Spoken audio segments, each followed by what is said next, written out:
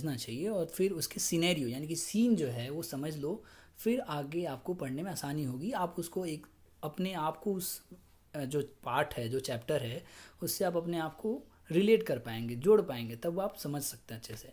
चलिए, ये जो वार्मर है, वार्मर जो जो डब्बे, येलो डब्बे, पीले डब्बे के ऊपर लिखा है, ये क्या है? वार्मर मतलब ये लिखा रहता है ताकि आपको बताया जाए कि आखिर होने क्या वाला है चैप्टर में। तो देखिए, there are many things that we wonder at, ये सब चीज़ें सब जो लिखी हुई हैं, उसके पहले मैं तो ये जानना चाहूँगा कि आई वंडर का मतलब आप क्या समझते हैं? चलिए मैं ही बताता हूँ। आई वंडर यानी कि मैं आश्चर्यचकित हूँ, यानी कि मैं चकित हूँ। आखिर मैं किस बात से चकित हूँ, ये मैं कौन है, ये सारी चीज़ें आप जानेंगे इस चैप्टर में। देखिए, यहाँ फोटो में आप देख पा रहे होंगे कि एक छोटा सा बच्चा है जो कि कुछ एक चिड़िया और एक पेड़ को देख रहा है और उसके बारे में सोच रहा है, और क्या क्या सोच रहा है और इसके अलावा वो हम इस वीडियो में देखते हैं। ठीक है, चलिए।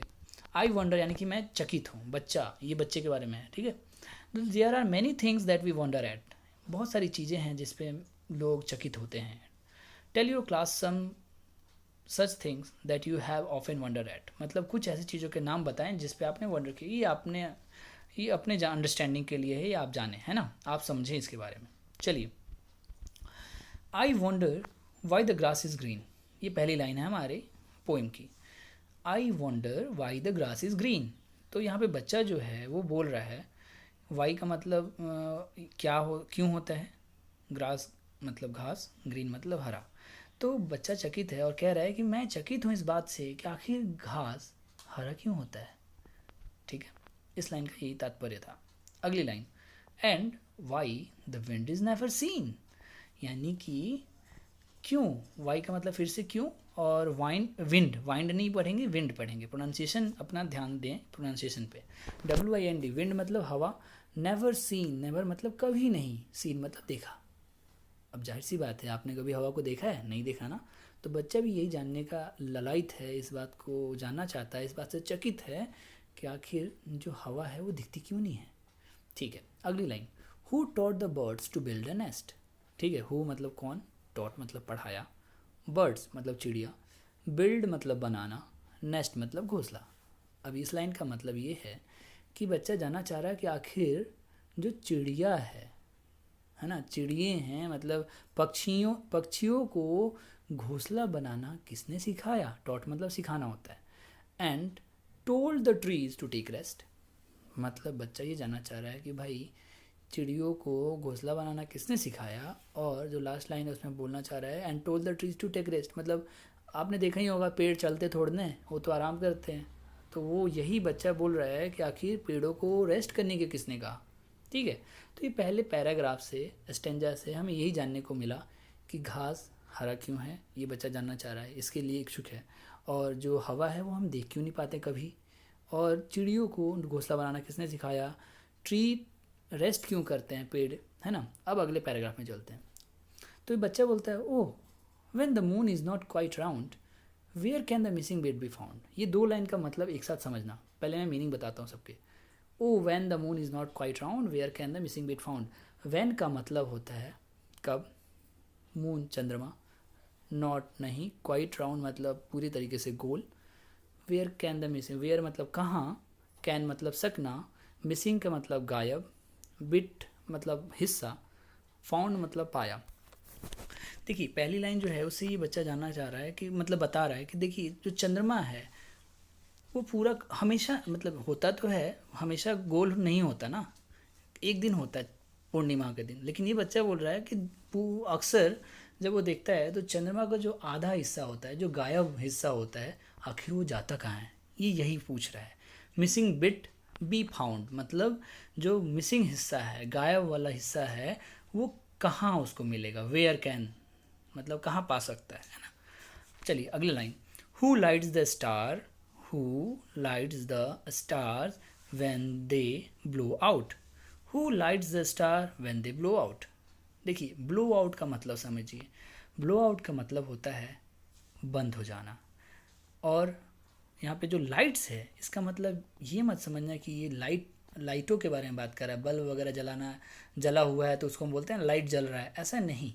लाइट्स का मतलब यहाँ पे है एक वर्ब की तरह है, और आपको अगर जैसे वर्ब टेंस नारेशन ये सब जो ग्रामर की चीज़ें हैं अगर आपको जाननी होगी तो आप कमेंट सेक्शन में बताएं, मैं इसके लिए वीडियोस अलग से ट्यूटोरियल बनाऊंगा।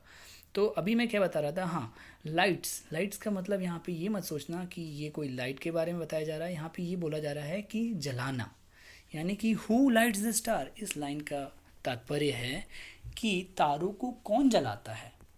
जाहिर सी बात है दिन के समय में तारे दिखते नहीं हैं, तो उसका मतलब हो गया व्हेन दे ब्लो आउट, मतलब जब वो दिन में ब्लो आउट हो जाते हैं, बंद हो जाते हैं, तो उन्हें कौन जलाता है ना, रात में उन्हें कौन जलाता है। अब अगली लाइन जो है वो लिख रहा है and makes the lightning flash about. Lightning का मतलब क्या होता है, बिजली, ऊपर जो बादल में बिजली चमकती है तो उसी के बारे में बात कर रहे हैं। फ्लैश अबाउट मतलब जलना, ठीक है। तो ये कह रहा है कि makes the lightning flash about, वो बिजली को कौन फ्लैश करता है, मतलब चमकने के लिए कौन कहता है, फ्लैश का मतलब चमकना।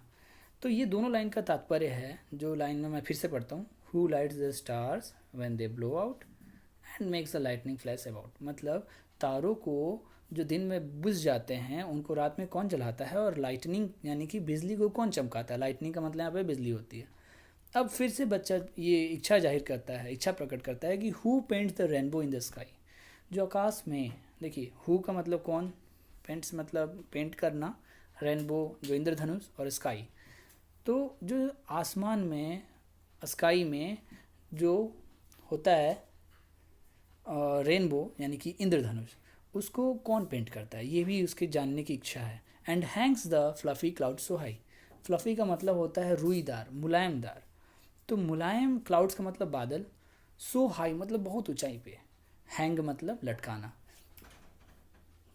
तो आखिर इतनी ऊंचाई पे ये जो मुलायमदार, जो रुईदार बादल हैं उनको कौन लटकाता है। अब उन बच्चे को तो ऐसे ही समझ में आ रहा है, तो वो कह रहा है कि ये सब चीज़ें आखिर कर कौन रहा है भाई। फिर से मैं इस पैराग्राफ को पढ़ता हूँ, oh when the moon is not quite round where can the missing bit be found, मतलब जब चंद्रमा पूरा गोल नहीं है तो आधा हिस्सा कहाँ गायब हो गया, है ना। Who light the star when they blow out and makes the lightning flash about. अब जो सितारे हैं जो रात में टिमटिमाते हैं, जगमगाते हैं, दिन में जब ब्लो आउट हो जाते हैं मतलब बंद हो जाते हैं जलना बुझना, तो रात में कौन उनको जलाता है, हु लाइट्स, है ना। And makes the lightning flash about, मतलब जो लाइटनिंग यानी कि बिजली जो चमकती है उसको कौन जलाता है। Who paints the rainbow in the sky, जो हमारा सतरंगी जो इंद्रधनुष है उसमें रंग कौन भरता है। और लास्ट जो लाइन है and hang the fluffy cloud so high, जो मुलायमदार जो बादल हैं उनको आखिर कौन आपको ऊपर टांगता है उतनी ऊंचाई पे, है ना। तो ये सारी चीज़ें थी। लास्ट में एट द लास्ट बच्चा ये बोल रहा है why is it now, why मतलब क्यों, नाउ मतलब अभी, ऐसा अभी क्यों है। डू यू सपोज, क्या तुम सपोज कर सकते हो यानी कि मान सकते हो, that dad won't tell me, मतलब पापा यानी कि बच्चे के जो पापा हैं वो नहीं बोलना चाहते हैं। If he knows, if he knows मतलब इफ़ मतलब अगर, नोज़ मतलब जानना। कहने का मतलब है कि इतनी सारी चीज़ें बच्चे के मन में है, लेकिन वो कह रहा है कि अगर मेरे पापा जानते हैं तो मुझे बताना क्यों नहीं चाहते हैं। अब जाहिर सी बात है, आपको ही पता है कि इन सब चीज़ों का आंसर करना आसान बात नहीं है ना। तो यही बात है ना, कि बच्चे के मन में इतने सारे ख्याल आए, उन सब ख्याल को जो लेखक है वो आपके सामने प्रस्तुत कर रहा है कि ये सब ख्याल अक्सर सारे बच्चों के मन में आते हैं, वो लेकिन पूछ नहीं पाते हैं। तो ये जो लेखक है ये यही जानना चाह रहा था, बच्चे के थ्रू बताना चाह रहा था कि बच्चे इतने सारे ख्याल मन में रखते हैं, आई वंडर यानी कि आश्चर्यचकित होते हैं इन सब चीज़ों पे, लेकिन वो कह रहे हैं कि मेरे अगर पापा को पता है तो बताते क्यों नहीं। तो ये सबको पता है कि ये सब चीज़ें नेचुरल हैं, ये सब होती रहती हैं, ठीक है। तो